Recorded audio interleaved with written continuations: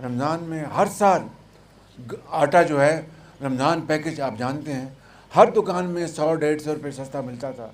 میں نے پتہ کروایا تو اس دفعہ بالکل چھوٹی کسی کو پرواہ تک نہیں تھی.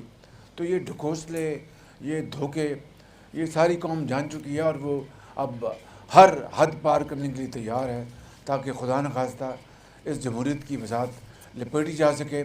وہ انشاءاللہ نہیں ہوگا. ہر 15 دن بعد جس طرح آپ جانتے ہیں کہ وہ پرائسز ریوائز ہوتی ہیں تیل کی اور اس کی اشیاء کی، تو 21 روپے اور 50 روپے یہ بڑھا رہے تھے.